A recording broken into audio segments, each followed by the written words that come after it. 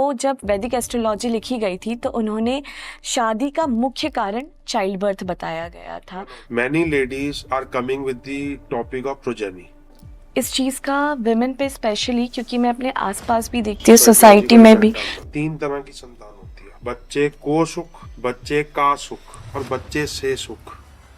मेरे ख्याल से बहुत ज़्यादा अंधविश्वास फैला हुआ है। सारी डेट्स बताई गई हैं जिनमें नहीं करना चाहिए। और अगर बच्चा अगर हो गया है तो उसके बारे में हम कैसे पता कर सकते हैं? या उसको फिजिकल प्रॉब्लम आएगी, या उसको मेंटल प्रॉब्लम आएगी, या पेरेंट्स में सेपरेशन होगा, either biological, either mental, either physical, either legal. मैंने कुछ वीडियोस देखे थे जहाँ पे लेडीज़ को 2-2 दिन तक पानी में रखा गया, यह बोल के कि अगर आप पानी में रहते तो आपको बच्चा हो जाएगा। फिजिकली, मेंटली एंड फाइनेंशियली अगर आप रेडी नहीं हो तो किसी को मारने से ज्यादा बड़ा जुर्म है किसी को पैदा करना। क्या इतना ज़रूरी है संतान होना? ऋतिक रोशन, मैं फैन हूँ उसका भाई का। क्या उसकी मैरिड लाइफ बच पाई? हमारे गली के जो जमादार है ना, उसकी 50th ईयर बन गई। टॉप 2 रिचेस्ट पर्सन है जेफ बेजोस और बिल गेट्स की मैरिड लाइफ बच पाई? तो शिव जी ने लंबी सांस और उसने उनके पेट के अंदर और महाविद्या की आराधना कर रहा था वो। जयंती मंगलाकारी भद्रकाली कृपालिनी, इस मंत्र की आराधना कर रहा था। राम जी का एक ही बायोलॉजिकल बच्चा, Lav. Kush is the clone of Lav made by Vashishtha Rishi. तो क्या स्टोरी है इसकी? उसकी स्टोरी थी कि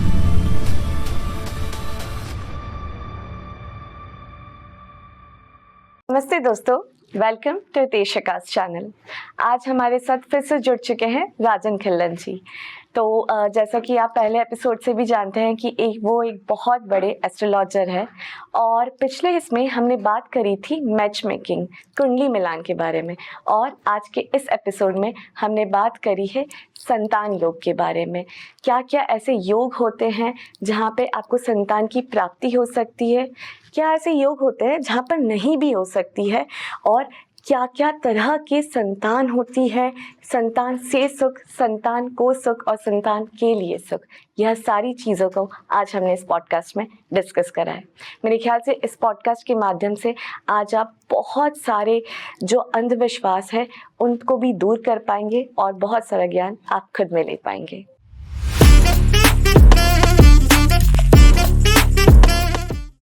mister Rajan Khillan ji, welcome to हितेशकास चैनल। जय श्री राम। कैसे हैं आप? हमारे पिछले पॉडकास्ट में हमने जो बात एंड करी थी वो इस बात पे करी थी कि कुंडली मिलान, मैच मेकिंग के ऊपर बात करी थी। तो आज मैं आपसे उसकी नेक्स्ट स्टेप, जो कि शादी के बाद होता है, सबसे पहले चाइल्ड बर्थ।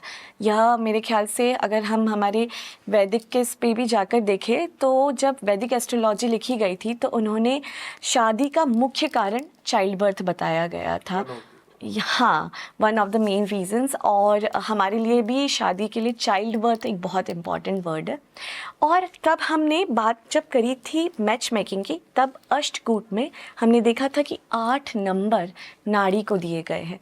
तो 36 में से 8 नंबर नाड़ी को मिलना, which is like a very huge amount. और जितना मैं समझ पा रही, शायद संतान के लिए योनि का भी इम्पॉर्टेंट होता है। योनि 4 नंबर के लिए होती है।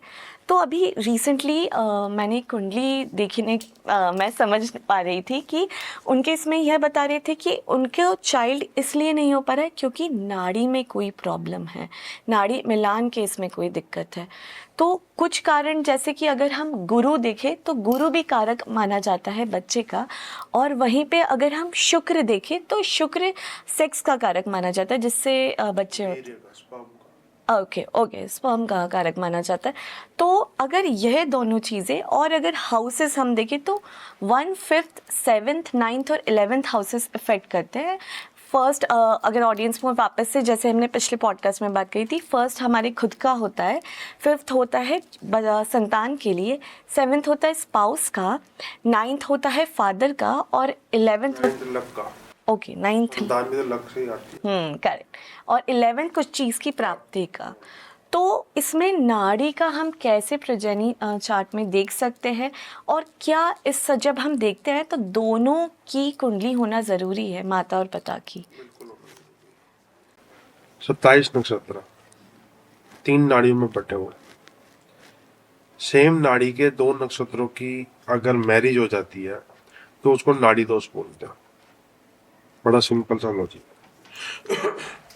अगर कोई नाड़ी दोष में बच्चा पैदा हुआ है, या उसको फिजिकल प्रॉब्लम आएगी, या उसको मेंटल प्रॉब्लम आएगी, या पेरेंट्स में सेपरेशन होगा, either biological, either mental, either physical, either legal, किसी ना किसी तरह की प्रॉब्लम या किसी तरह का सेपरेशन नाड़ी दोष में होता ही है। और नाड़ी दोष के साथ कुंडली और कमजोर है, जैसे और कोई प्रॉब्लम्स है, तो इसको ऑटिज्म या कोई ना कोई क्रॉनिक डिजीज की तरफ लेके जाया जा सकता है। अगर बाकी चीजें ठीक है तो ये भी देखा गया है कि नाड़ी दोष में बच्चा तो हेल्दी होता है, लेकिन पेरेंट्स की जो लॉन्जिविटी ऑफ मैरिज है या क्वालिटी ऑफ मैरिड लाइफ है वो खराब होती है।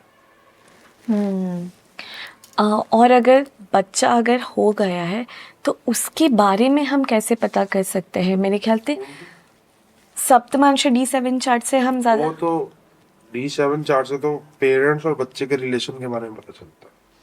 अच्छा, 3 तरह की संतान होती है, बच्चे को सुख, बच्चे का सुख, बच्चा होना मतलब बच्चे का सुख, बच्चे को सुख और बच्चे से सुख।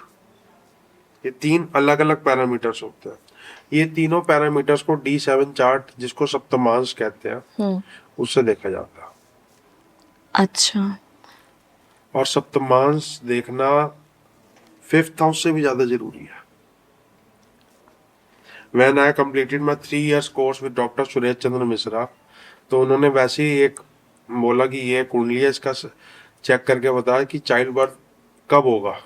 तो 5th हाउस का लॉर्ड 5th हाउस में था। मैं कहा सर 5th हाउस की दशा आने वाली है, चाइल्ड बर्थ हो जाएगा। And he slapped me here कि तू बिना सप्तमांश के किसी के भी चाइल्ड बर्थ को प्रिडिक्ट नहीं कर सकता, ना तू करेगा। और आज तक उस बंदे का चाइल्ड बर्थ नहीं हुआ। 2017, now we are sitting in 2024 and the problem was lying in सप्तमांसा चार्ट। क्या ऐसे कॉम्बिनेशंस होते हैं जिससे पता चलता है कि? बहुत डिटेल हो जाएगा, लेकिन सप्तमांसा चार्ट में 30 डिग्रीज को, एक राशि एक लगन 30 डिग्रीज का होता है, उसको 7 में डिवाइड किया हुआ है। हर का अपना एक अलग अलग, हर लगन को 7 भागों में डिवाइड किया हुआ है। हर लगन का शास्त्र ने अपना एक वर्ड बोला है। उस वर्ड को मैं बता सकता हूँ, ठीक है, लेकिन उसके लिए मुझे रेफर करना पड़ेगा। मैं इवन रेफर करके बता। 7 तरह के सप्तमांश बताए गए हैं।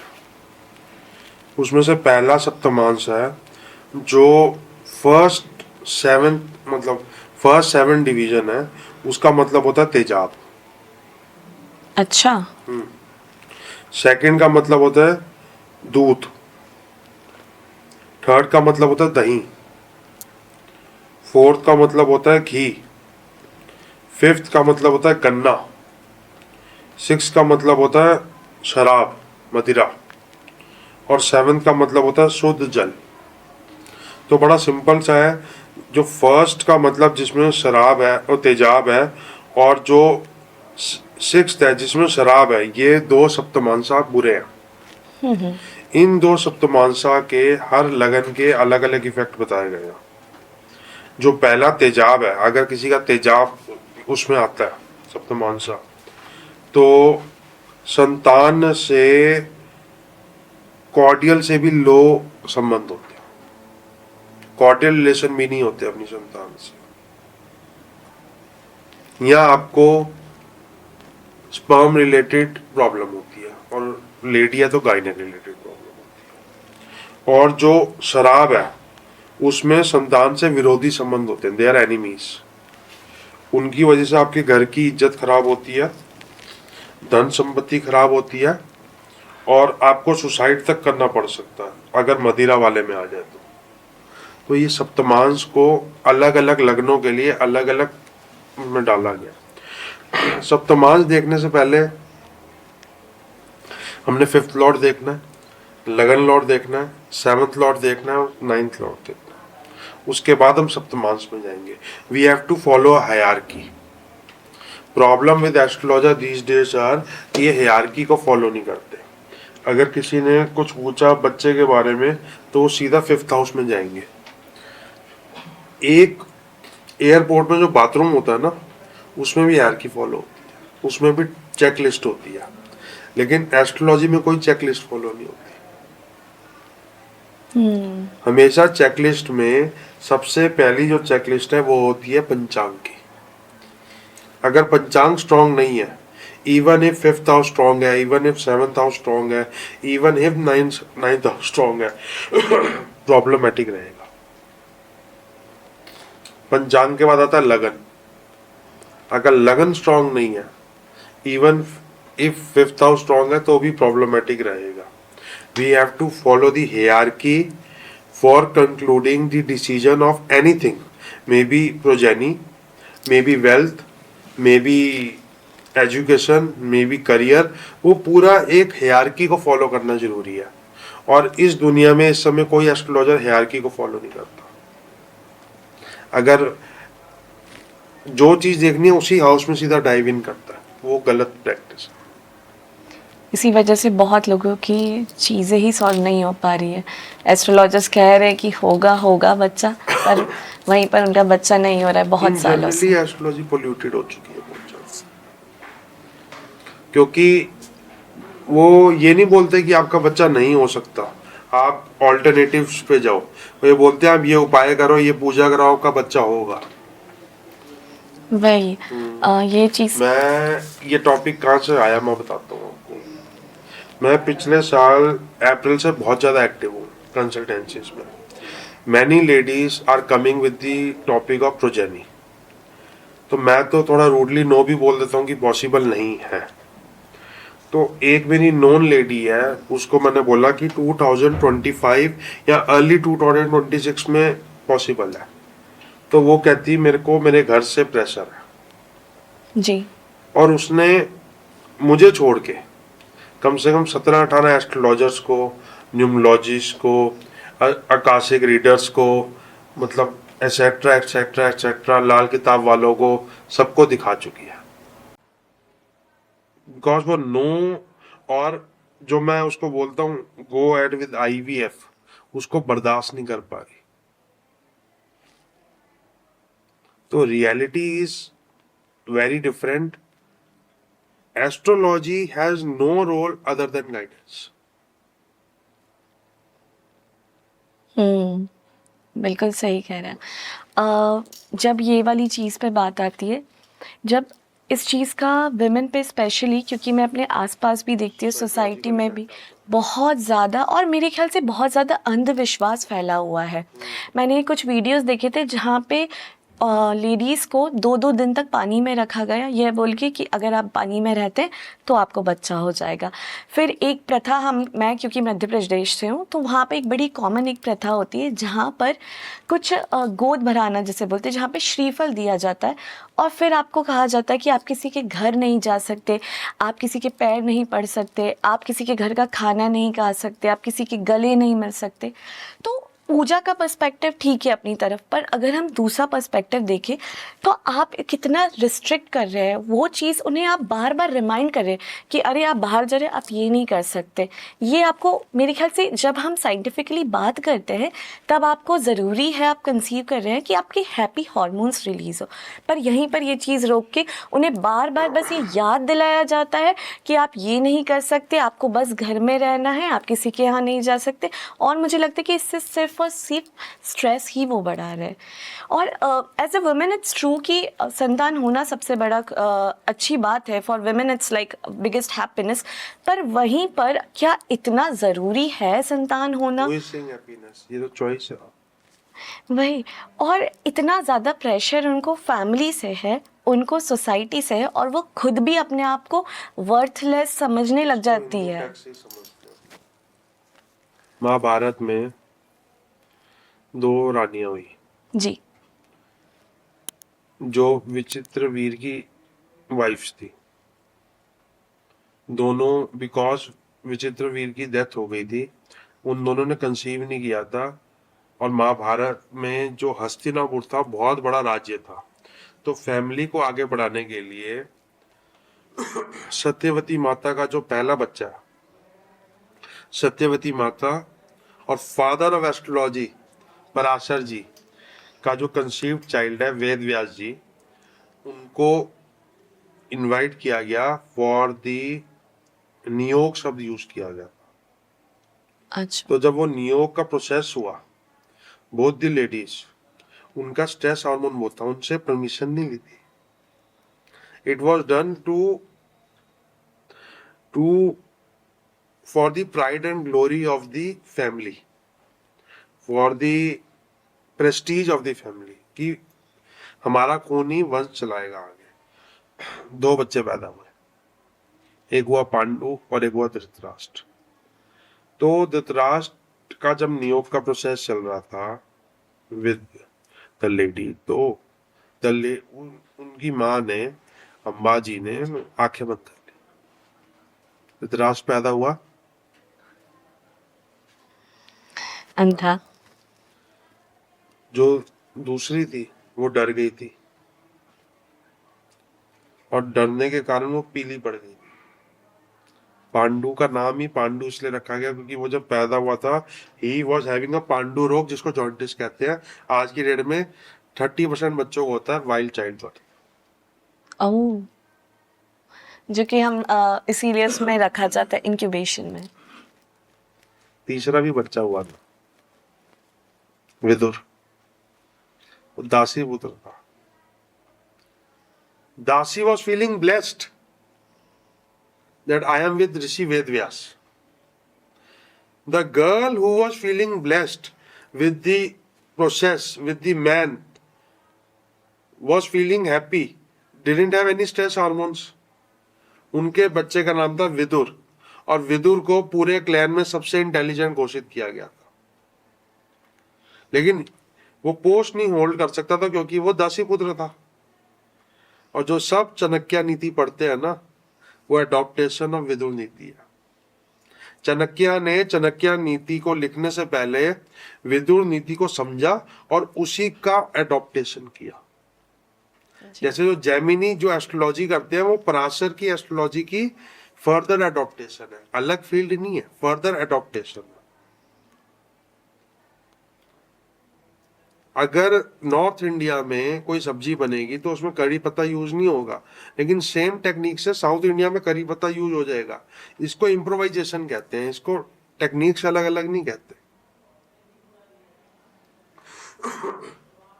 तो द स्ट्रेस हार्मोन और happiness of the girl who need to conceive the baby कितना मैटर करती है, ये शास्त्र बता रहा है। Not only during the process, I think 4 weeks लगते हैं। Before the process and after the whole 9 months, तभी उसकी ज्यादा केयर की जाती है। शास्त्र में प्रेग्नेंट लेडी को डिस्टर्ब करना, तंग करना या किसी भी तरह से हार्म करना बहुत बड़ा पाप बताया गया। It's equivalent to killing someone. तो इसका मतलब क्या है? इसका मतलब वही है।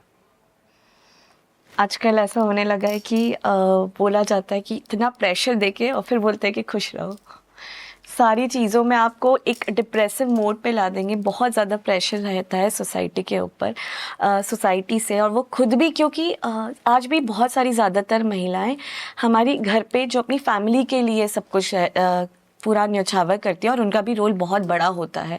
और उनके ऊपर फिर जब प्रेशर आता है, उन्हें लगता है कि अभी हमारा वर्थ नहीं, अगर हम ये चीज़ नहीं दे पा रहे हैं, तो वो खुद में भी काफ़ी डिप्रेशन में, फैमिली का भी बहुत ज़्यादा है, सोसाइटी का भी बहुत ज़्यादा है, और फिर उन्हें रेस्ट्रिक्ट भी 10 चीज़ों से करा जाता है कि आप ये नहीं कर सकते, ये नहीं कर सकते, और फिर उसमें बोलते कि आप खुश रहो। टाइम चेंज हो रहा है। पर फिर भी आई थिंक अभी भी बहुत सारे मेट्रो सिटी में नहीं, बट अभी भी जो ग्राउंड लेवल पे जहाँ पे हमारा इंडिया काम करता है, अभी भी सिचुएशन वहीं पर है, और उसको लाइफ को कंप्लीट नहीं माना जाता जब तक यह चीज़ नहीं हो। तो मुझे ये चीज़ जाननी थी कि अगर संतान, अगर हम ज़बरदस्ती कराने की कोशिश करते हैं, कई लोग बहुत ज़्यादा कुछ भी करके, तो वह संतान हमेशा इतनी फुलित होती है, मतलब इतना वो अच्छी होती है संतानें कि कई बार आपका योग नहीं है पर फिर भी आपने बहुत चीज़ों को करके आपने संतान ले ली। स्ट्रेस से आई हुई संतान, या फिर नहीं है योग तब भी आपको जबरदस्ती आते हुए, मुझे तो नहीं लगता है ठीक। सिंपल है, there is nothing difficult in this life. जब स्ट्रेस हार्मोन होगा तो बड़ी सिंपल सी बात है, लोग समझते हैं ये प्रोजेक्ट कंप्लीट हो रहा है। मेरा ये मानना है, अगर आप रेडी नहीं हो फिजिकली, मेंटली एंड फाइनेंशियली, अगर आप रेडी नहीं हो तो किसी को मारने से ज्यादा बड़ा जुर्म है किसी को पैदा करना। Now bringing up a child is not a easy task.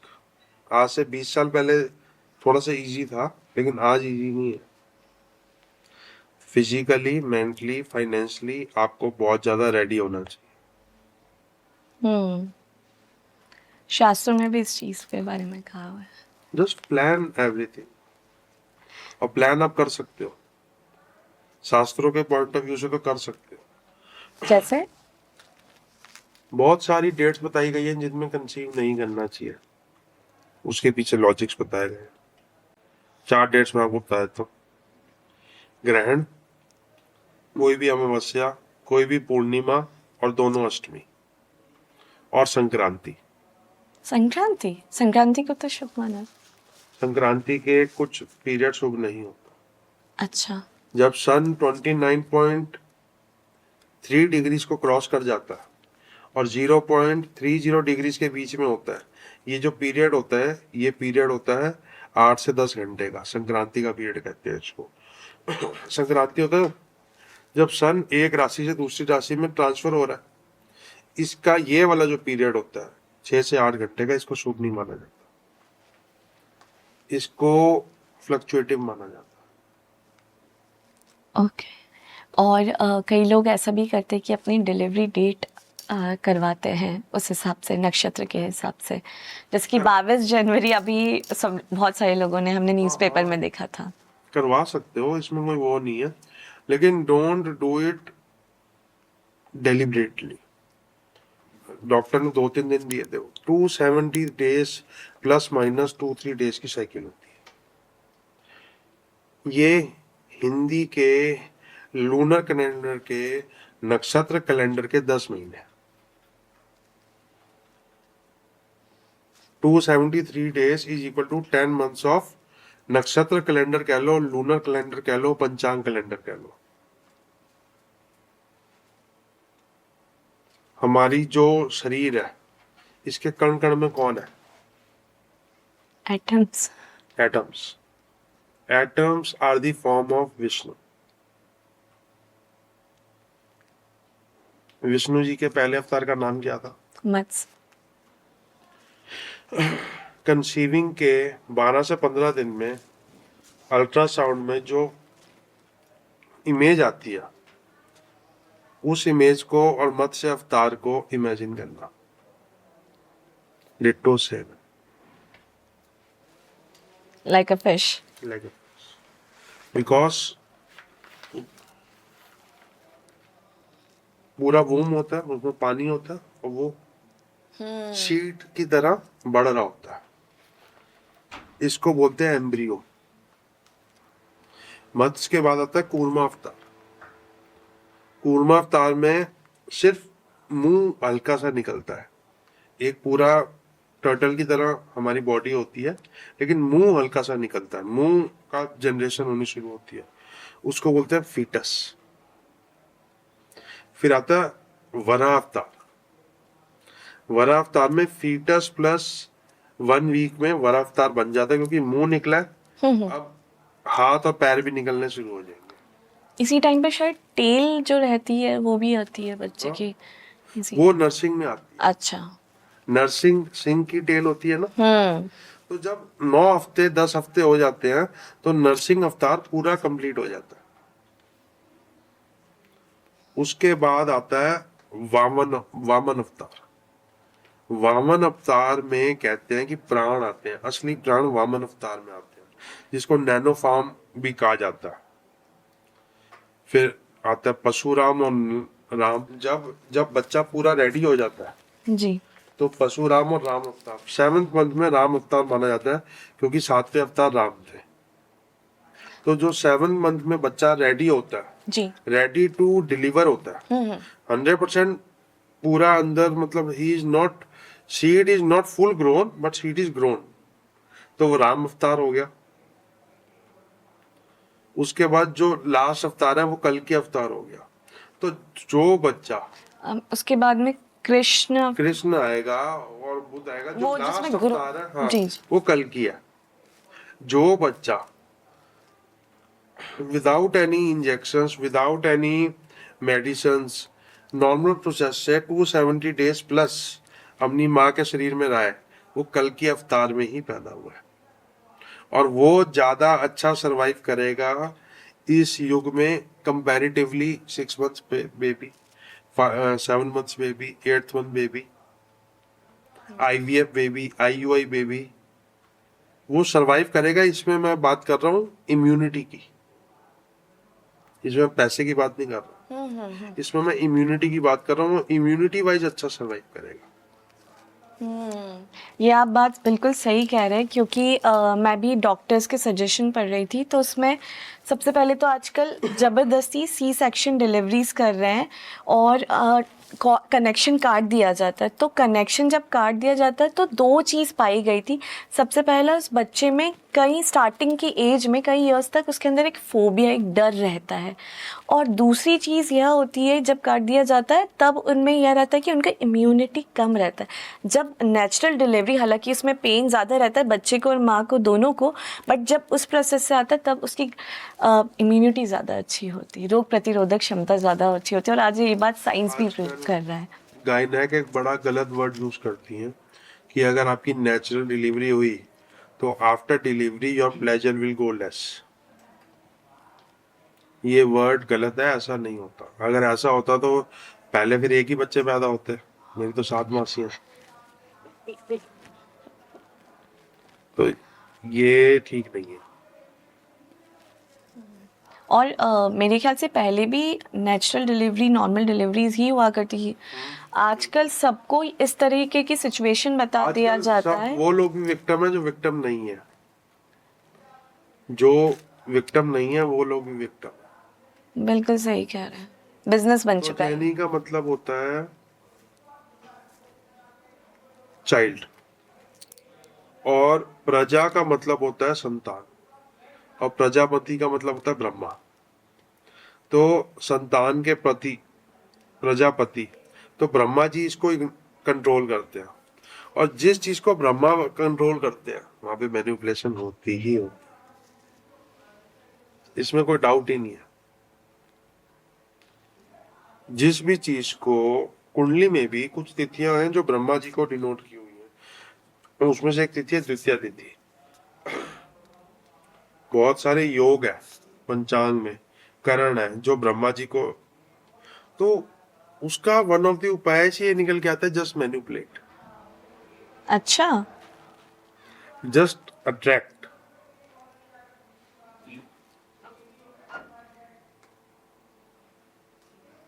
Okay. तो प्रजापति कौन है? ब्रह्मा जी। प्रजा का मतलब क्या होता है संस्कृत में? जनसंख्या। कैरेक्टरिस्टिक्स कैसे रहेंगे, उसकी क्या वृत्ति रहेगी, किस तरह के उसके संस्कार रहेंगे, यह चीज़ हम एक तो आपने D7 चार्ट से और 5th और 11th हाउस से हम देख सकते हैं। तो ऐसी कुछ कुंडलियाँ जो आपने देखी हो जहाँ पे आपके वो बच्चे की कैरेक्टरिस्टिक्स आप समझ पाए हो? बहुत सारी देखिए, बच्चे की कैरेक्टरिस्टिक समझ आता है। सबसे बड़ा रोल करता है रिलेशनशिप में D7 chart, followed by 5th house, 5th house relation with 1st house. और बच्चा देखोगे कब, बच्चे का सवाल पैदा कब होगा? जब मैरिड लाइफ सस्टेनेबल होगी, जब दोनों की हेल्थ ठीक होगी, दोनों स्पाउसेस की हेल्थ ठीक होगी, उसी के बाद तो बच्चे का सवाल आया ना। जी। तो अगर मान लो कोई मेरे पास बंदा आता है, वो कहता है मेरे बच्चे के बारे में बताओ, तो मैं 5th हाउस देखूंगा कि पहले 7th हाउस देखूंगा? 7th हाउस स्पाउस का होता है। 7th हाउस ही देखेंगे। मैं पहले लगन देखूंगा, पहले लगन देखूंगा, फिर 7th हाउस देखूंगा, फिर 5th हाउस देखूंगा। यही होनी चाहिए ना, हायरार्की तो यही होनी चाहिए ना। और लगन से पहले की मेरी हायरार्की है पंचांग देखना। कुछ नक्षत्रों में बच्चों का फल बुरा ही बताया गया है। उसमें से एक नक्षत्र है विशाखा।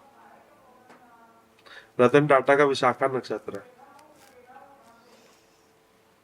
उसमें से एक नक्षत्र है स्वाति। अमिताभ बच्चन का स्वाति नक्षत्र है।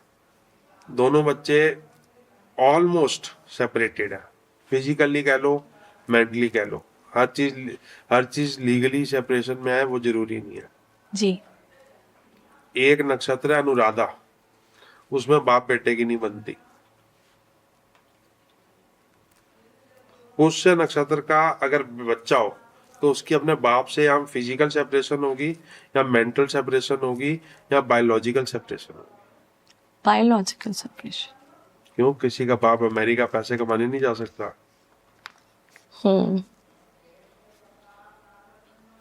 नक्षत्र बहुत बड़ा फैक्टर प्ले करते हैं, कोई ये बात समझता नहीं। विशाखा नक्षत्र जिसका भी है, उसको अपने बच्चे अगर हो भी गए ना, उसको अपने बच्चे से सुख नहीं मिलने वाला। चाहे उसमें सर्वार सिद्धि योग बन रहा है, चाहे उसमें अमृत सिद्धि योग बन रहा है, चाहे उसमें कुंडली में अच्छे योग बन रहे हैं। रतन टाटा की कुंडली में कितने अच्छे योग होंगे, the great Ratan Tata.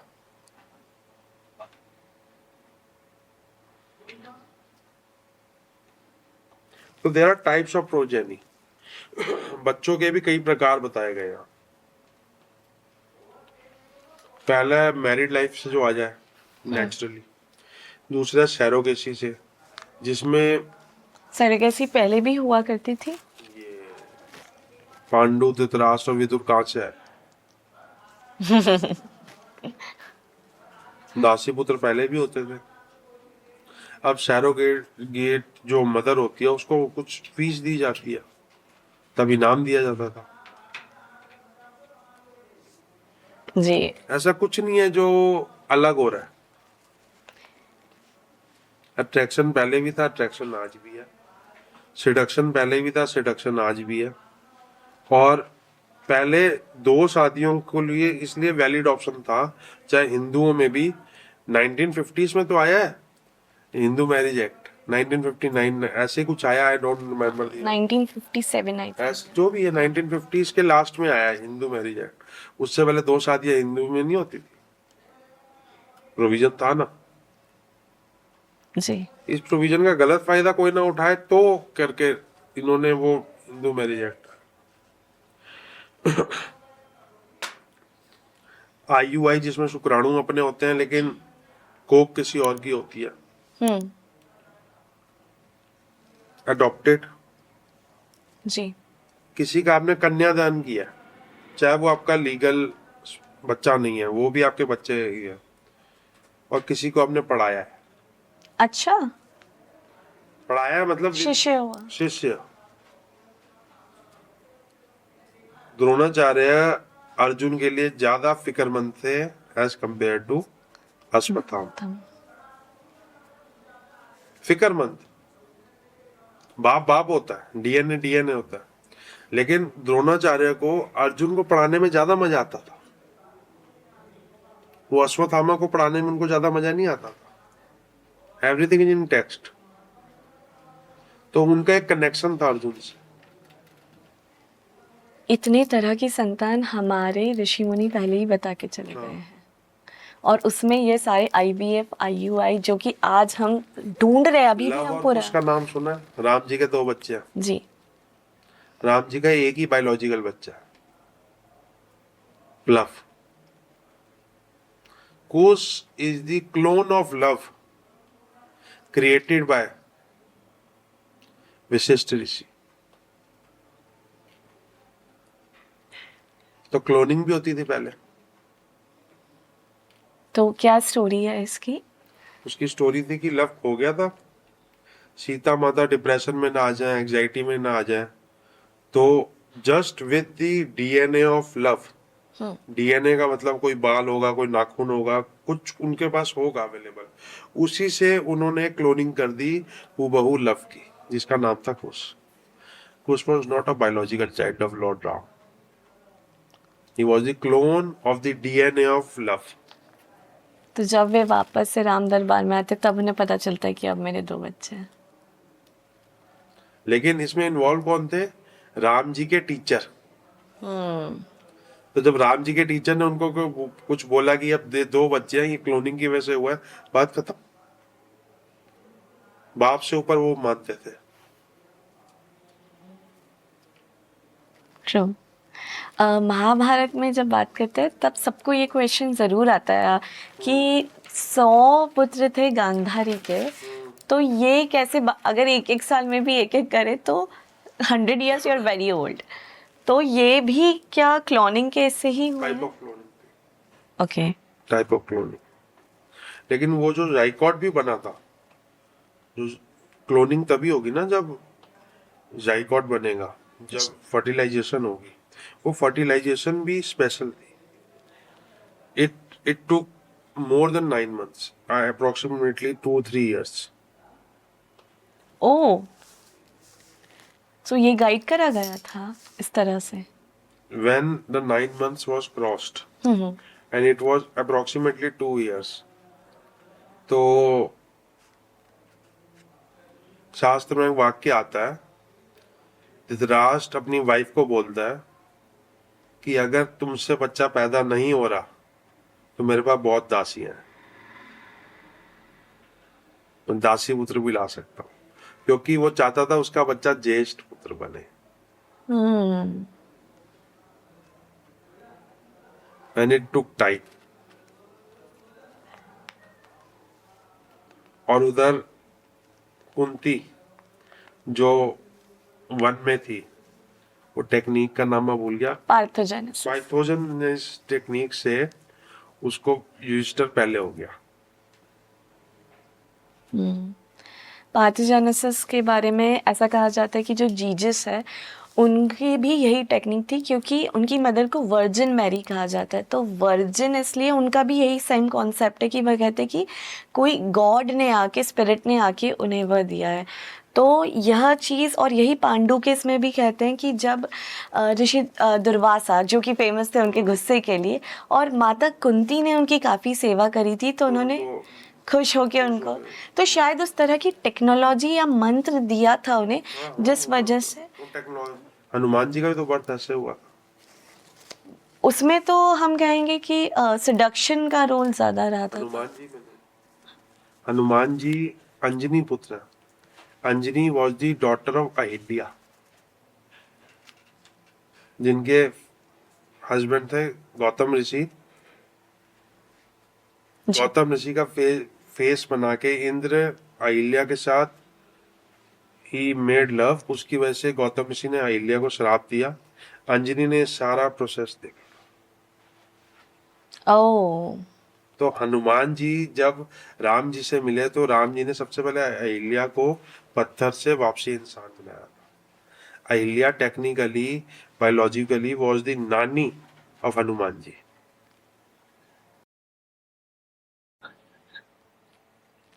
Okay. और जो अंजनी थी उसके कान में फूक मारी गई थी to detect the seed of the child. It was from the फूक। फूक क्या होती है? पवन। तो इन चीज़ों से मुझे एक चीज़ लगती है कि जो इतना हमारा जो पुराना टाइम था वो ज़्यादा और ज़्यादा मॉडर्न था, क्योंकि पार्थोजेनेसिस जैसे टर्म पर भी अभी तक हम रिसर्च नहीं कर पाए। हमें बस पता है क्योंकि it's a part of cloning. जहाँ पे काली मिर्च उगती है, जहाँ पे लौंग उगती है, वहां पे कभी सेब नहीं उगता। तो जैसी सीड होगी वैसा ही उसका फल होगा। जी। अगर धनिया का पौधा लगाओगे तो धनिया ही उगेगा ना।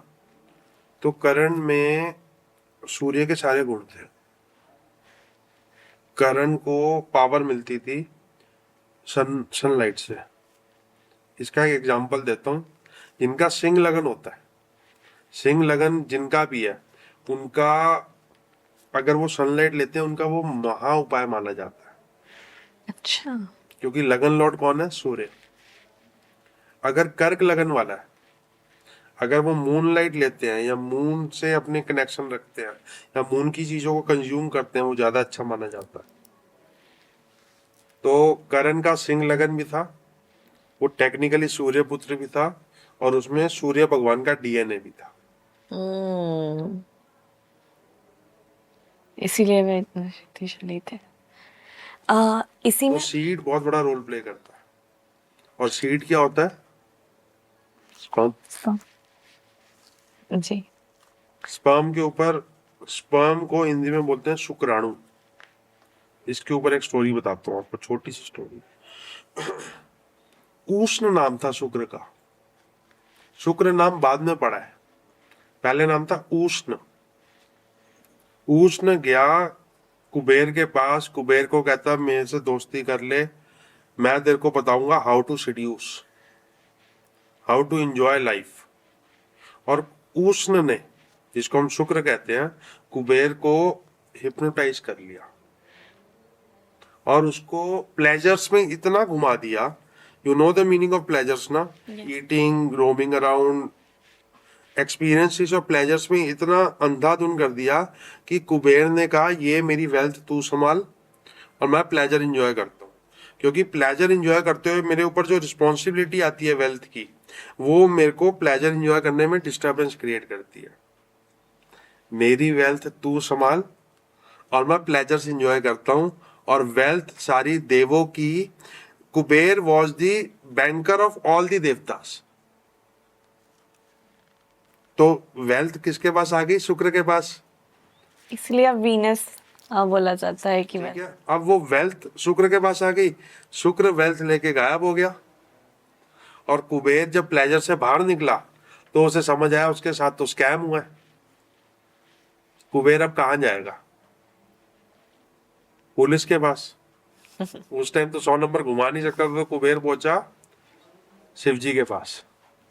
कहता शुक्र ने अपनी जो ताकतें जो आपने शुक्र को दी हैं, शुक्र आपको पूछता है, जो आपने शुक्र को ताकतें दी हैं, जो आपने शुक्र को टेक्निक्स दी हैं, जो आपने शुक्र को टैलेंट दिया है, उस उष्ण ने मुझे लूटा है उस टैलेंट से, तो इसके जिम्मेदार आप भी हो। तो शिव जी ने लंबी सांस ली और उष्ण उनके पेट के अंदर, और पेट में हमारी होती है जटा अग्नि, जिसको हम एसिड बोलते हैं, जिससे हमारा खाना पचता है। जटा अग्नि में शुक्र जल रहा था, उष्ण जल रहा था। और शुक्र को, उष्ण को एक चीज बता दी, अब भोलेनाथ को प्रसन्न करना पड़ेगा, मैं फंस चुका हूं। कुबेर को तो उसकी वेल्थ वापस मिल गई थी, तो उसने माता पार्वती की साधना शुरू की, जटा अग्नि में रहते हुए शिव जी की। माता पार्वती कहती कि आपको उष्ण को बाहर निकालना पड़ेगा, वो मेरी आराधना कर रहा है। और महाविद्या की आराधना कर रहा था वो, जयंती मंगलाकारी भद्रकाली कृपालिनी, इस मंत्र की आराधना कर रहा था। शिव जी बीइंग शिव, पार्वती जी ने बोला, तो शुक्र को निकाला था शुक्राणु से, स्पर्म से वो बाहर निकला वापसी, उसको फिर संजीवनी विद्या मिली, और शुक्र और शुक्राणु और स्पर्म और किसी को लाइफ देने की अथॉरिटी शुक्र के पास आई। अरे, इसीलिए शुक्र को देखा जाता है। Venus is the most important planet when in male, when we see the terminology of sperm count. और फीमेल्स में फीमेल्स में मार्स, सन और मून। अभी हम मेल्स की बात कर रहे हैं, फीमेल्स के टॉपिक में भी आने वाला हूँ, वो और डेंसिफाइड हो जाएगा। ठीक है। मुझे जब ये महाभारत की कैरेक्टर्स में बात हो रही थी तो मुझे एक और कैरेक्टर काफ़ी वैसा लगता है जो द्रौपदी रही है। तो उनके बारे में, जो उनके पिताजी थे द्रौपद, उन्होंने यज्ञ करा था द्रोण को हराने के लिए। तो जब वो द्रोण को हराने के लिए जो यज्ञ हुआ था उसमें से माता द्रौपदी निकली थी। फिर वो द्रौपदी कैसे वो किसी यज्ञ से निकली है, सबसे पहले तो ये आता है कि अग्नि से कैसे निकल रही है। अग्नि एक यज्ञ है, एक यज्ञ है। यज्ञ होता है अ डील बिटवीन देवता एंड जातक। अच्छा। हवन होता है, हवन कुंड होता है।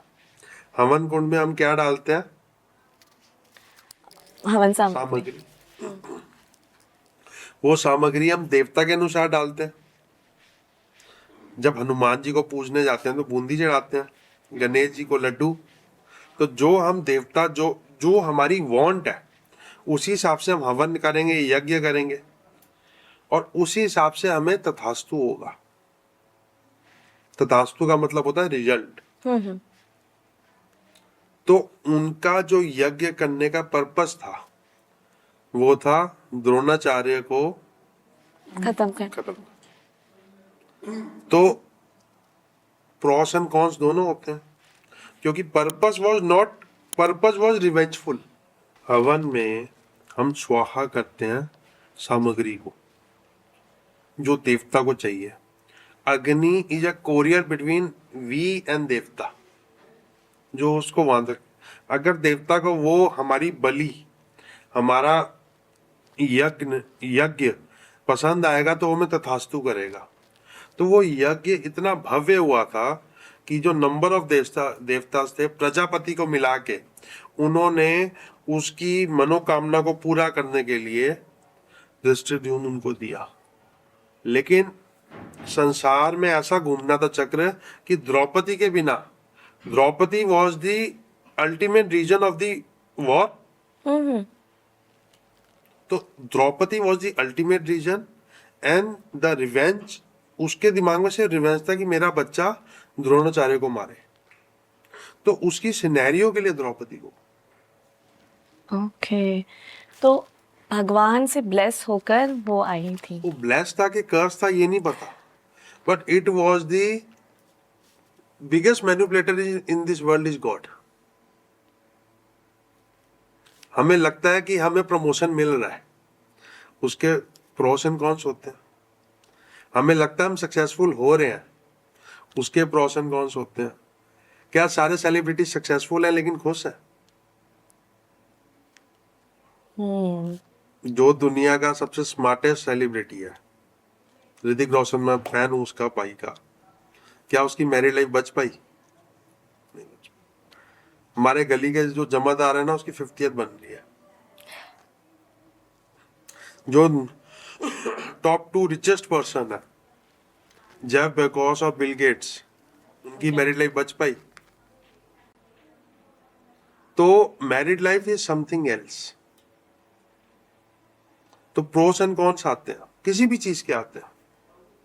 तो जो उसका, जो देवता भी हमें, अगर कोई, हम देवता से कुछ मांग रहे हैं, I want to be a good astrologer, तो उसके कुछ कॉन्स भी आएंगे। बद्दुआ तो लगती है, कॉन्स फैक्टर्स तो झेलने पड़ते ही पड़ते हैं, चाहे आप अच्छे हो तब भी, चाहे आप बुरे हो तब भी। जी। इसी में एक और चीज़ मुझे ये लगती है कि क्योंकि द्रौपदी के 5 पति थे, तो उसमें कहा जाता है कि वह एक साल अपने एक पति के साथ रहती थी, and then again she used to walk through fire और शी इज़ वर्जिन अगेन। तो ये कैसे पॉसिबल है? Fire is considered to be very pure and pious thing. Fire में कोई चीज डाल दो वो भस्म हो जाती है। तो Draupadi was the child of fire only. तो उसके पास अपने आप को प्योर करने का, इसको प्योर वर्ड बोला गया था, आई डोंट नो व्हाई, ठीक है, लेकिन उसको प्योर करने का, या to get ready for the another person mentally, physically and emotionally, she used this technique because she was the child of fire. और कुछ उन्हें वैसे उसकी भी एक आई थिंक कोई टेक्निक रहती है जो हम देखो, we are not equipped as per their level. True Pushpak Viman उस टाइम होता था तो रावण होता था, आज के एयर बस 320 से बहुत बेटर था, क्योंकि उसको लैंडिंग के लिए स्पेशल रनवे नहीं चाहिए था। जहां रावण ने लैंड कराना वो वहीं लैंड करा देता था। तो कुछ तो होगा ना उसमें। जी। मुझे इसके आगे हम लोग नेक्स्ट एपिसोड में इस बारे में मैं बात करना चाहूँगी कि किन दो लोगों की कुंडली देख के, अगर स्पाउसेस है महिला और जो पुरुष है, क्या क्या पता लगा सकते हैं। और साथ ही मैं बात करना चाहूँगी कि पहले क्या प्रोसीजर होती है। मेरे ख्याल से आज बहुत सारी ऑडियंस, इतने सारे एस्ट्रोलॉजिस्ट प्रोसीजर से ज्यादा जरूरी है हायरार्की को देख। कि क्या होती है, क्योंकि बहुत सारे लोग, बहुत एस्ट्रोलॉजिस्ट के पास बहुत परेशानी से है। सो आप देखना ना भूलिए। एस्ट्रोलॉजर कभी सॉल्यूशन नहीं दे सकता, वो गाइडेंस दे सकता है। और अगर कोई कह रहा है कि मैं रतन मणि औषधि या पूजा या किसी टेक्निक से वो चीज हो सकती है और उसमें बहुत ज्यादा पैसा इन्वॉल्व हो रहा है, तो बुलशिट है। जी, तो ये हम लोग देखिएगा आप नेक्स्ट एपिसोड में। जय श्री राम। तो यह था हमारा आज का एपिसोड। मुझे उम्मीद है कि आज इस एपिसोड से आपको बहुत सारे मिथ्स और फैक्ट्स में डिफरेंसेस समझ में आए होंगे, किंतु आप अगले एपिसोड को देखना ना भूलें, जिसमें हमने इस चीज़ में और डिटेल में बात करी है, science of pregnant women, science of child. तो भूलिएगा मत नेक्स्ट एपिसोड देखने के लिए, और ऐसे ही कई जानकारी के लिए देखते रहे हितेश आकाश चैनल। बहुत बहुत धन्यवाद।